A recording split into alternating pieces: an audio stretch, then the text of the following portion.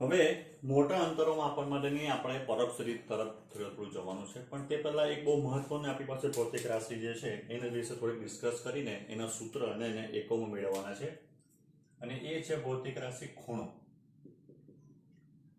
તો જો ધારો કે આપણી પાસે આ એક વર્તુળ હોય, બરાબર છે.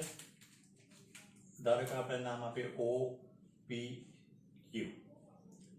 ક્યુ પરથી જો આપણે લંબ દોરીએ, લંબપાત બિંદુ ધારો કે એમ છે. આ ખૂણો જે છે, આ ખૂણો ધારો કે થીટા છે. તો એના ઉપરથી આપણે ધારો કે ટેન્જન્ટ થીટા એવું લખવું હોય તો ટેન્જન્ટ થીટા એટલે QP, સોરી QM, સામેની બાજુ છેદમાં OM. પણ જો જેમ જેમ આપણે Q ને P ની નજીક લાવી દઈએ, OPQ, તો M લગભગ P બની જશે.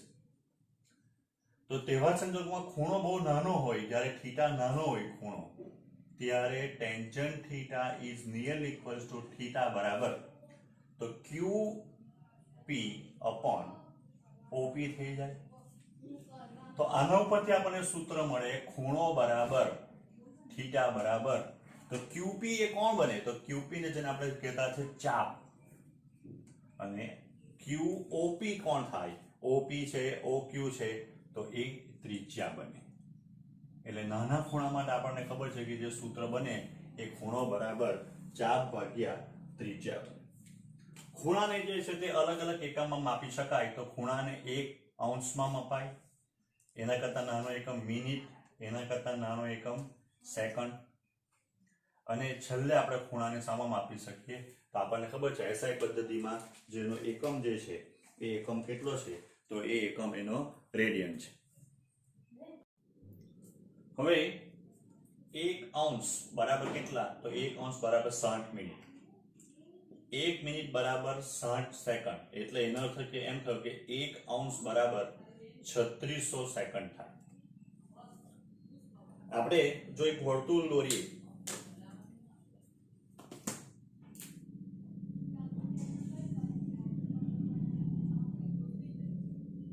તો આ તમારું 0 અંશ 0 રેડિયન, આ 90 અંશ π/2 રેડિયન, આ 180 અંશ પાઈ રેડિયન, આ 270 અંશ 3π/2 રેડિયન. અહીંયા ફરી પાછા આવો એટલે આપણે આ રોટેશનમાં ફરતા છે તો 360 અથવા 2π. એટલે આપણે હવે એમ કહી શકાય કે અંશ અને રેડિયન, તો 180 અંશ બરાબર પાઈ રેડિયન થાય. તો 1 અંશ બરાબર કેટલા રેડિયન? તો 1 અંશ બરાબર પાઈના છેદમાં 180 રેડિયન થાય. 1 અંશ બરાબર પાઈના છેદમાં 180 રેડિયન થાય.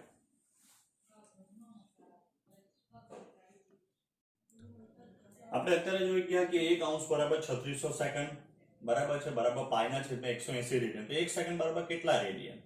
તો જો 300, આપણે એમ કહેવાય 3600 સેકન્ડ બરાબર પાઈના છેદમાં 180 રેડિયન. તો 1 સેકન્ડ બરાબર કેટલા? તો 1 સેકન્ડ બરાબર થવાનું પાઈના છેદમાં 180 ડિવાઇડેડ બાય 3600, એટલે 3.14. 180 ગુણ્યા 3600, તમે આનો ગુણાકાર ભાગાકાર કરશો તો 4.8 into 10⁻⁻6 રેડિયન આશરે તમને મળે, અથવા 4. ઘણી વખત 86 બી લેતા છે, 4.86 into 10⁻⁻6 રેડિયન મળશે. હવે બીજો છે ઘનકોણ. ઘનકોણ એટલે આપણે કહીએ ત્રિપરિમાણિક ખૂણો. ધારો કે આપણે આઈસ્ક્રીમનો કોન જો જોઈએ તો એની સામેની આ જે છે એ વર્તુળ જેવું દેખાય. અહીંયા જે ખૂણો બને આ ખૂણાને ઘનકોણ કહેવાય. જ્યારે આની ત્રિજ્યા જો r હોય અને આનું ક્ષેત્રફળ જો r² થાય, અથવા બીજી રીતે જોવા જઈએ આપણે તો ધારો કે અહીંયા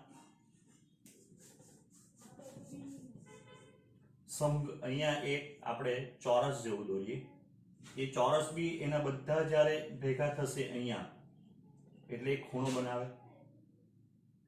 અહીંયા.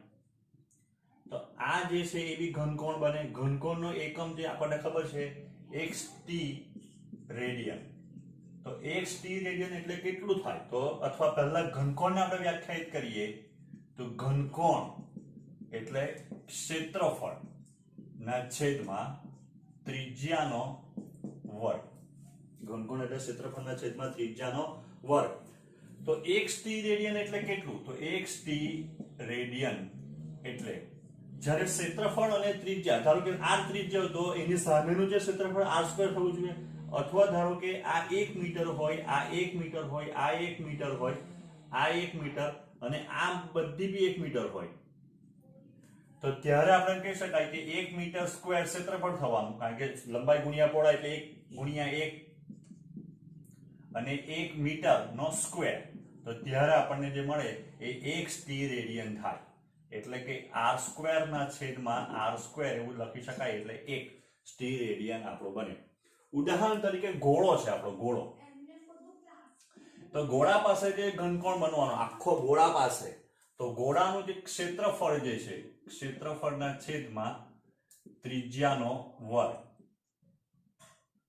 તો ગોળાનું ક્ષેત્રફળ એટલે 4πr². જો એની ત્રિજ્યા r હોય તો ગોળાની વક્ર સપાટીનું ક્ષેત્રફળ જે મળશે એ ક્ષેત્રફળ કેટલું થાય? 4πr². એની ત્રિજ્યા r², એટલે એ થાય 4πt રેડિયન. આપણે એમ કહી શકાય ગોળો જે આપણને એમ કે જે બનાવે, બરાબર છે, એ 1t રેડિયન જેટલો ખૂણો બનાવે, આપણે એમ કહી શકાય 4π જેટલો. એટલે ગોળાનો કોઈ બી તમે સૂત્ર લેવો તો એ સૂત્રમાં 4π શાના માટે આવે? તો એ 4π વડે આખો જેનો ઘનકોણ વડે ઘેરાયેલું પૃષ્ઠ એનું ક્ષેત્રફળ એટલે 4π² થાય. બરાબર. આ ગોળાનું આવતા વર્ષે આપણને આ 12th માં જરૂર પડવાની છે આ 4π ની, કે 4π ક્યાંથી આવે, બરાબર છે. તો એ ઘનકોણ જે આખો રચશે એ ઘનકોણ જેમ કહેવાય ગોળો, તો એ ગોળાનું છે એમ કહેવાય કે ઘનકોણનું મૂલ્ય 4πt રેડિયન થાય. હવે લંબાઈ કે અંતરના મોટા એકમ. એમાં પહેલો જે એકમ છે એક પ્રકાશ વર્ષ. એક પ્રકાશ વર્ષ એટલે પ્રકાશે 1 વર્ષમાં કાપેલું અંતર. પ્રકાશે 1 વર્ષમાં કાપેલ અંતર. તો જો પ્રકાશનો વેગ છે 3 × 10⁸ મીટર પર સેકન્ડ. 1 વર્ષ એટલે 365.25 દિવસ. એક દિવસના 24 કલાક ને 1 કલાકની 3600 સેકન્ડ. બરાબર. એટલે આનું કરશો તો 9.46 × 10⁻15 મીટર આપણને મળે. બીજું છે 1 AU, 1 એસ્ટ્રોનોમિકલ યુનિટ. 1 AU એટલે તો સૂર્ય અને પૃથ્વી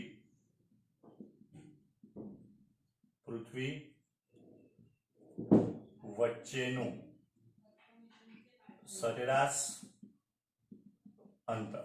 તો જો પૃથ્વી જે સૂર્યની ફરતે ફરે ને એનો અતિવૃત્તીય, એટલે એને જો એમ કહેવાય એ જે છે એ ગોળા નથી, એ લંબવૃત્તીયમાં ફરે. એના બે કેન્દ્ર આવે. એક કેન્દ્ર ઉપર સૂર્ય છે, બરાબર, અને પૃથ્વી એની ફરે. તો અહીંયા જ્યારે આવશે ત્યારે પૃથ્વી નજીકમાં નજીક હશે, ધારો કે r1, ને જ્યારે અહીંયા હશે ત્યારે પૃથ્વી દૂરમાં દૂર હશે, r2. આ બેનું જે સરેરાશ જે આવશે તે અંતરને 1 એસ્ટ્રોનોમિકલ યુનિટ અંતર કહેવાય. એટલે એ જે અંતર આવશે તે 1.46496 10⁻11 મીટર. આ એક એસ્ટ્રોનોમિકલ યુનિટ થાય. એક પાસેક. તો જ્યારે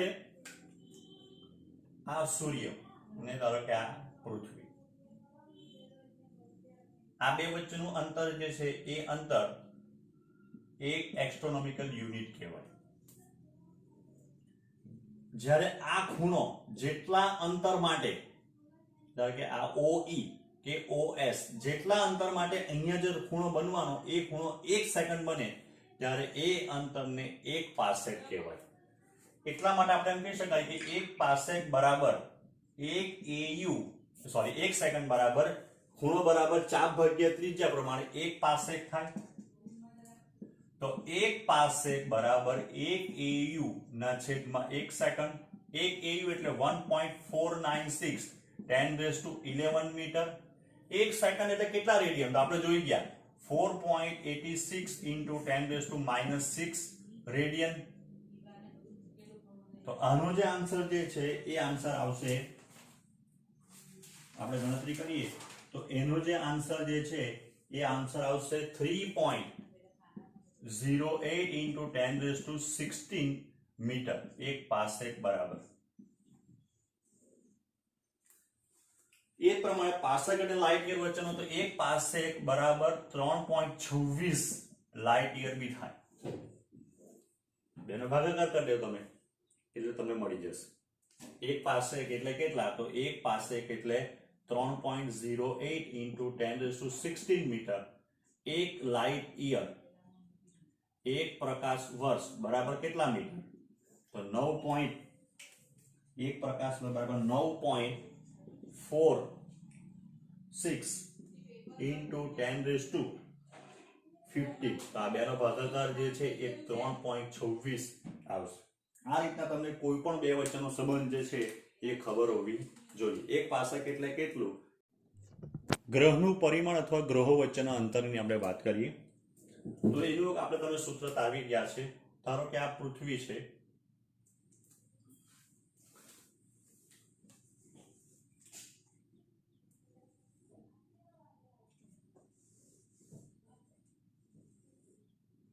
પૃથ્વી છે, આ પૃથ્વીનો વ્યાસ થવાનો એ બી પૃથ્વીના વ્યાસાંત આવેલો બિંદુ. પૃથ્વીનો વ્યાસ જે છે એ પૃથ્વીનો વ્યાસ આપણે કયું લેતા છે તમે? તો પૃથ્વીનો વ્યાસ જે છે એને બી ગણીએ, સ્મોલ બી. અહીંયા કોઈ ગ્રહ છે આ પી, તો અહીંથી રીડિંગ લેવામાં આવે અને અહીંથી અવલોકન લેવામાં આવે. તો આ બે અવલોકન રેખા વચ્ચેનો ખૂણો જો થીટા હોય અને પૃથ્વી અને ગ્રહ વચ્ચેનું અંતર જો ડી હોય તો ખૂણો બરાબર ચાપ ભાગ્યા ત્રિજ્યા પ્રમાણે આ સૂત્ર મળે. એટલે ગ્રહનું અંતર જે છે એ b/d મળે. આ સૂત્ર તમે કેવી રીતના હવે તારવી ગયા છે? આપણે ખાલી માત્ર સૂત્રને યાદ કરીએ છીએ. એ પ્રમાણે ગ્રહનું પરિમાણ એટલે ગ્રહનો વ્યાસ, જો કોઈ ગ્રહનો વ્યાસ d હોય, આ ગ્રહ છે, આ પૃથ્વી છે, તો કોઈ એક જ સમયે પૃથ્વી પરથી ગ્રહના બંને બાજુના વ્યાસનું અવલોકન લેવામાં આવે. આ અવલોકન જે છે એનો ખૂણો આલ્ફા હોય. આ આલ્ફાને કોણીય વ્યાસ પણ કહેવાય, આલ્ફાને. અહીંયા તો આલ્ફા બરાબર સૂત્ર બનશે ચાપ ભાગ્યા ત્રિજ્યા. તો ત્રિજ્યા તો ગ્રહ અને પૃથ્વી વચ્ચેનું અંતર થઈ ગયું ડી, તો આલ્ફા બરાબર d/d અથવા ગ્રહનો જે વ્યાસ છે d બરાબર આલ્ફા ઇન્ટુ ડી. જો અંતર મીટરમાં હોય બરાબર છે તો તમારો આલ્ફા જે છે અથવા તમારો થીટા એ રેડિયનમાં હોવો જોઈએ. કારણ કે આપણે એસઆઈ પદ્ધતિમાં પૂરક ભૌતિક રાશિમાં ખૂણાનો આપણે જે એકમ ગણતા છે એ રેડિયન ગણતા છે. એટલા માટે આપણે આગળ જે બધું રેડિયન ની ચર્ચા કરી.